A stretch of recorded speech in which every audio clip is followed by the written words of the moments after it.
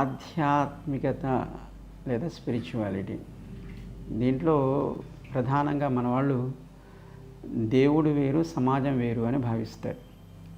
కానీ మనకి శాస్త్రము లేదా వేదము, భగవద్గీతలో కృష్ణుడు చెప్పింది ఈ సకల జగత్తు ఆయన శరీరం. కనుక భగవంతుడంటే ఎక్కడో ఆలయంలోనో లేదా విగ్రహ రూపంలోనో అంతవరకే పరిమితం కాదు.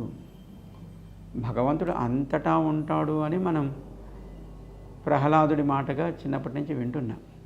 కానీ అంతటా ఉండే భగవంతుణ్ణి ప్రతి వస్తువులోనూ దర్శించటం నిజమైనటువంటి స్పిరిచువాలిటీ.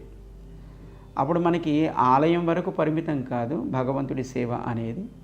సమాజంలో ఎక్కడ ఎవరికి ఏ కష్టం కలిగినా వారిలో కూడా భగవంతుడు ఉంటాడు. లేదా ఒక మొక్కకు నీళ్లు పోసినా దానిలో కూడా భగవంతుడు ఉంటాడు.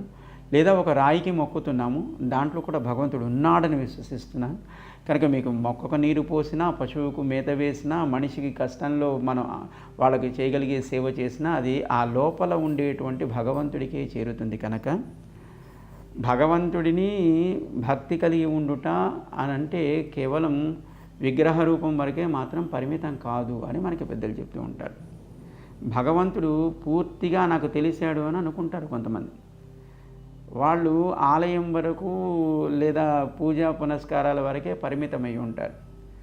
24 గంటల్లో నేను 18 గంటలు పూజ చేస్తున్నానండి అంటే అది భక్తి కాదు.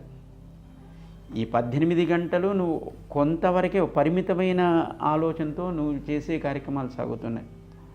ఎవరెవరు వారి వారి జీవితంలో, అది సంసారం అంటున్నాం. సంసారం అంటే కుటుంబము అని కాదు, సంసారం అంటే ఈ ప్రపంచం. ఈ సంసారంలో ఉండగా ఎవరెవరి జీవితాల్లో వాళ్ళు ఉంటూ పరిమితమైనటువంటి విధానంలో కాకుండా కేవలం ఆలయాలు అక్కడికి వెళ్ళి పూజా పునస్కారాలు చేయడమే భక్తి అనుకోకుండా సమాజంలో వారి జీవితంలో ఎదురుపడేటువంటి అన్నిటినీ దాటుతూ ఎవరికి ఎక్కడ కష్టం కలిగినా దానికి స్పందిస్తూ ఉండడమే నిజమైనటువంటి దైవాన్ని తెలిసి ఉండడం. కనుక విగ్రహ రూపంలో ఉండేదే పరిమితము అయినదే దైవము అని అనుకుంటే వాడికి భగవంతుడు పూర్తిగా తెలియలేదు అని అర్థం. కొంతమందికి ఈ ఆధ్యాత్మికత స్పిరిచువాలిటీ పేరుతో వాళ్ళు ఇన్ని గంటలు పూజ చేస్తున్నాను, ఇలా ఉంటున్నాను అనుకుంటారు. అది పూర్తిగా దైవం గురించి తెలిసి కాదు.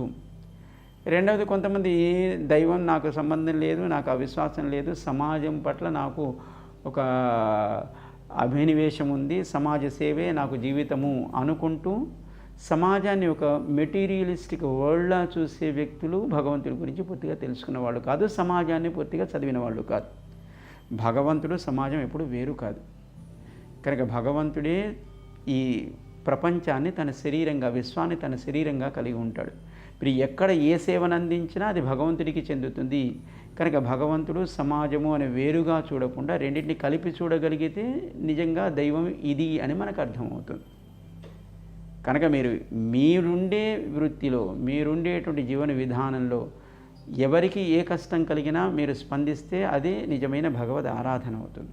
ఎంత మాత్రమున ఎవరు తలచిన అంత మాత్రమే నీవు, ఎంత మాత్రమున ఎవరు తలచిన అంత మాత్రమే నీవు, అంతరాంతరము వెంచే చూడ పిండంటే నిప్పడి అన్నట్లు, ఓ అంతరాంతరము వెంచే చూడ పిండంటే నిప్పడి అన్నట్లు, ఎంత మాత్రమున ఎవరు తలచిన అంత మాత్రమే నీవు. అద్వైతము అనంటే పరమాత్మ లేదా బ్రహ్మ తానొక్కడే, కనపడుతుందంతా మాయా అని ఒక సిద్ధాంతం. అయితే కనపడుతుంది మాయా అనడానికి లేదు. ఎందుకంటే శరీరాలు ఈనాడుండి రేపు పోయినంత మాత్రాన దాన్ని మాయా అనడానికి లేదు. లేనిదాన్ని మనం ఊహించటం లేదు. ఉదాహరణకి ఆకలి అవుతుంది అంటే శరీరానికి నీరసం ఏర్పడుతుంది. ఈ నీరసం పోవాలి, ఆకలి తీరాలంటే ఏం చేయాలి? ఏదో ఒక ఆహారాన్ని తీసుకోవాలి. తీసుకున్న ఆహారం జీర్ణమవుతూ శక్తిని ఇస్తుంది. ఆ శక్తి శరీరాన్ని మళ్ళీ తన పని తాను చేసుకునేట్టుగా చేస్తుంది. అంటే నీవు లేని ఆహారాన్ని తింటున్నావా, లేని శరీరానికి శక్తినివ్వడం కోసం తింటున్నావా, లేదు లేని శరీరానికి లేని ఆహారాన్ని తినడం వల్ల లేదనుకుంటున్న శక్తి ఏర్పడుతుందా? మరి ఇవన్నీ ప్రత్యక్షంగా మనకి అనుభవంలో మనం ఆహారాన్ని తీసుకుంటున్నాం, ఆకలి తీరుతుంది, దానివల్ల శక్తి ఏర్పడుతుంది, దానివల్ల మనం పని చేయగలుగుతున్నామంటే ఇవన్నీ ఒకదానికొకటి అవన్నీ సత్యమైతేనే కదా వాటి వల్ల మన అనుభవాన్ని పొందగలుగుతున్నాం. కనుక ప్రపంచము లేదా ఈ విశ్వము మాయ కాదు, ఇది కూడా మన కంటికి కనపడుతున్నంత వరకు అది సత్యమే. కనుక భగవంతుడు, జీవుడు, ప్రకృతి అని 3 తత్వాలు ఉంటాయి అని. అయితే ఈ భగవంతుడు ఎప్పుడూ కూడా ప్రకృతిని, జీవుణ్ణి తనతో కూడి ఉంటాడు. కానీ ఉండేవాడు ఆయన ఒక్కడే, ఆయనతో ఈ 2 చేరి ఉంటాయి. ఎప్పుడు ప్రళయము ఏర్పడినప్పుడు ఈ కనపడుతున్నటువంటి సకల విశ్వము మొత్తం ఆయనలో చేరి ఉంటుంది, సూక్ష్మ అవస్థలో ఉంటుంది. అప్పుడు ఇదంతా ఆయనలో చేరి ఉంటుంది, అప్పుడు కూడా దీన్ని తనతో చేర్చుకుని ఉన్నాడు. ఎప్పుడైతే సృష్టి అని మనకి ఇప్పుడు ఎదురుగా కనపడుతున్నటువంటి సకల జగత్తును, ప్రపంచాన్ని వివిధ రకాల విభిన్నాలుగా మనం చూస్తున్నామో, కనపడుతున్నది ఏది ఉందో అది సృష్టి జరిగిన తర్వాత దాన్ని కార్యము అంటాం. ఇప్పుడు ఈ సృష్టి జరిగిన తర్వాత కూడా అన్నిటిలో తాను సూక్ష్మ రూపంలో అంతర్యామిగా తాను ఉంటాడు. కనుక సృష్టిగా కనపడుతున్నటువంటి విశ్వంలో తాను అంతర్యామిగా అన్ని వస్తువుల్లోనూ తాను నుండి నడిపిస్తున్నాడు. ప్రళయ సమయంలో దీన్ని సూక్ష్మ దశలో తనలోకి చేర్చుకొని రక్షిస్తున్నాడు. కనుక సృష్టికి ముందు కానీ సృష్టి తర్వాత కానీ ఈ ప్రకృతి, జీవుడు అనేటువంటి ఈ 2 తత్వాలు ఆయనతో చేరి ఉండుట విశిష్టము అనే పదానికి అర్థం. విశిష్టము అంటే కూడి ఉండుట. అద్వైతం అంటే ఆయన ఒక్కడే, విశిష్ట అద్వైతమే ఆయన ఒక్కడే ఉన్నాడు. కానీ ఈ జీవ ప్రకృతులు ఆయనతో కూడి ఉంటాయి, వీటిని తనతో కూడి ఉంటాడు ఆయన. ఎప్పుడు ప్రళయ సమయంలో కావచ్చు, లేదా సృష్టి ఏర్పడిన తర్వాత కావచ్చు. కనుక మనకున్నవి 3 తత్వాలు: భగవంతుడు, జీవుడు, ప్రకృతి. భగవంతుడు శాశ్వతమైనవాడు, జీవుడు శాశ్వతమైనవాడు, ప్రకృతి శాశ్వతమే కానీ పరిణామశీలము, మార్పు చెందుతూ ఉంటుంది. ఈరోజు ఉన్న వస్తువు రేపు అలా మనం దాన్ని చూడలేకపోవచ్చు. కానీ దానికి మూలద్రవ్యమైనటువంటి పంచభూతాలు ఎక్కడో ఒక చోట అవి కొనసాగుతూనే ఉంటాయి. మీకు లోకంలో ప్రతి వస్తువు పంచీకరణము లేదా త్రికరణం అంటారు. అంటే 3 లేదా 5 వీటితో ఏర్పడినవే. ప్రతి దాంట్లోనూ భూమి, నీరు, అగ్ని, వాయువు, ఆకాశము లేకుండా ఏ వస్తువు, ఏ ద్రవ్యము మనకి ప్రపంచంలో లేదు. కొన్నిట్లో భూమి శాతం ఎక్కువ ఉంటుంది, మిగతా వాటి శాతం తక్కువ ఉంటుంది. కొన్నిట్లో జలపు శాతం ఎక్కువ ఉంటుంది, మిగతావి తక్కువ ఉంటాయి. ఇలా ద్రవ్యాలు మనకి ఏర్పడతాయి. కనుక ఈ కనపడుతున్నదంతా కూడా సత్యమే, కానీ పరిణామశీలము, మార్పు చెందుతూ ఉంటుంది. ఈ మార్పు చెందుతూ ఉండడము మనకు ఒకనాడు చూసినది మళ్ళీ ఇంకొక రోజు కనపడకపోవడము నశించుట అని అంటారు.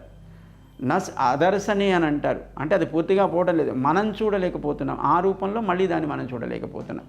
కనుక ఈ 3 సత్యమే, 3 ఒకదానికొకటి సంబంధం కలిగి ఉంటాయి. భగవంతుడిలోంచి ప్రకృతి, జీవులని వాటిని ఆయన సృష్టిగా ఆవిష్కరిస్తున్నాడు. లేని దాన్ని కాదు, ఉన్నదాన్ని చూపిస్తున్నాడు.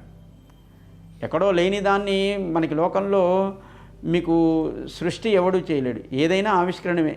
ఓ టెలిఫోన్ కనుక్కున్నా, లేకపోతే ఓ కెమెరాని కనుక్కున్నా, ఇవి ఆ టెక్నాలజీ ఎక్కడో ఒక చోట దాన్ని మనకి సులభంగా దాన్ని వాడుకునేట్టుగా దాన్ని మనం ఒక వస్తువు రూపంలో దాన్ని ఆవిష్కరించుకుంటున్నాం. అయస్కాంత శక్తికి భూమికి ఉంది, దాన్ని గుర్తించిన ఆయన న్యూటన్ గారు. అంటే ఆయన గుర్తించేంతవరకు అయస్కాంత శక్తి లేదా?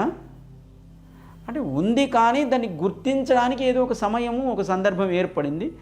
కనుక భూమికి అయస్కాంత శక్తి ఉంది అని అప్పుడు మనం దాన్ని అనుభవించడానికి తగినట్టుగా మనం రికగ్నైజ్ చేస్తున్నాం. వేదములే నీ నివాసమట విమల నారసింహ, వేదములే నీ నివాసమట విమల నారసింహ, నాద ప్రియ సకల లోకపతి నమో నమో నరసింహ, వేదములే నీ నివాసమట విమల నారసింహ, విమల నారసింహ, విమల నారసింహ.